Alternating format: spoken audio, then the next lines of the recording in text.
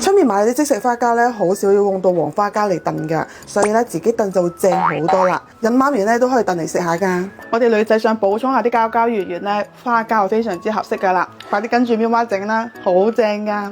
之前露營陣時咧整咗牛奶燉花膠啊，好多朋友仔叫我單獨出一條視頻，比較好容易揾得到你學點整。咁今日咧我就買咗一啲好抵食嘅100頭嘅黃花膠嚟去整呢一個牛奶燉花膠嚇。嗱，一次性咧我就會泡多啲嘅，可以放喺冰箱度慢慢食㗎。黃花膠中間有條筋嘅，唔好買到嗰啲合成嗰啲巴沙膠嚇。花膠泡發之前咧就要嚟去蒸一蒸佢嘅，咁樣咧佢個泡發率會高啲，更加吸水啊！嗱，怕腥咧就好似我咁放少少薑片喺上面嚟蒸。水滾落鑊，我哋蒸佢10分鐘就 OK 噶啦。嗱，蒸好之後咧，佢會縮嘅，正常嘅嚇。我哋將蒸好嘅加埋呢個薑啊，一齊放落你呢個水度浸住佢。有條件就冰水，冇條件就常溫水啦。吸翻個蓋，我哋浸佢1晚咧，聽日就可以整牛奶燉花膠噶啦。記得要放冰箱嚟去泡發喎，因為琴日唔得閒啦，所以花膠咧浸咗2日。咁如果浸2日咧，我哋就要24小時換一次水嘅嚇。哇，浸到幾大啊！嗱，你睇下泡發率都幾好㗎。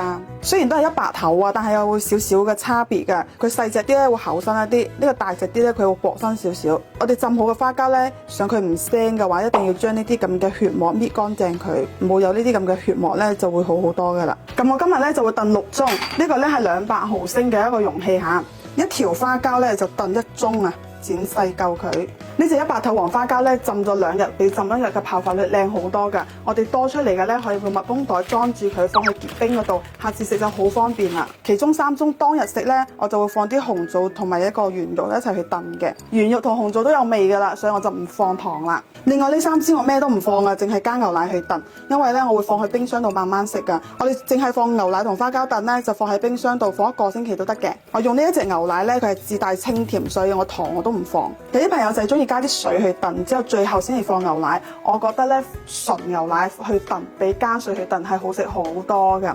因為食牛奶花膠主要咧都係想吸收啲花膠營養啦，所以我就犧牲一下啲牛奶嘅嗰啲營養物質啦。仲要注意咧，我哋唔好用高鈣奶去燉下。如果用高鈣奶去燉咧，佢好容易會結塊㗎。就用普通嘅全脂牛奶燉就 OK 㗎啦。個蓋咧我哋唔使扭㗎，就放上去就得㗎啦嚇，唔好俾佢有啲水蒸氣入去。水滾咧就可以落鑊啦。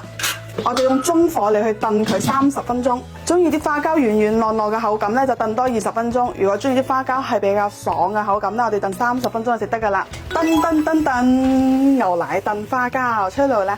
呢一個咧就真係要趁熱食啦，趁熱食咧佢就冇咁腥噶喎。燉牛奶花膠咧，我最中意就係呢個燉紅棗桂圓味嘅。攤凍咗咧，表面層奶皮咁厚身啊！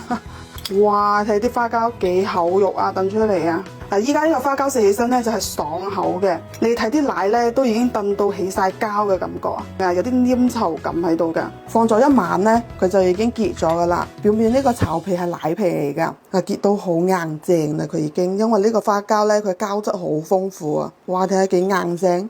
花膠咧係低脂高蛋白㗎，所以我哋身材管理期咧都可以放心去食。如果你怕凍咧，你哋可以用個熱水咁阻一阻熱水咁樣加熱嚟食就係熱㗎啦，超正！一人1樽當甜品食都得啦。我因為未放糖嗰個仲啱好食啊。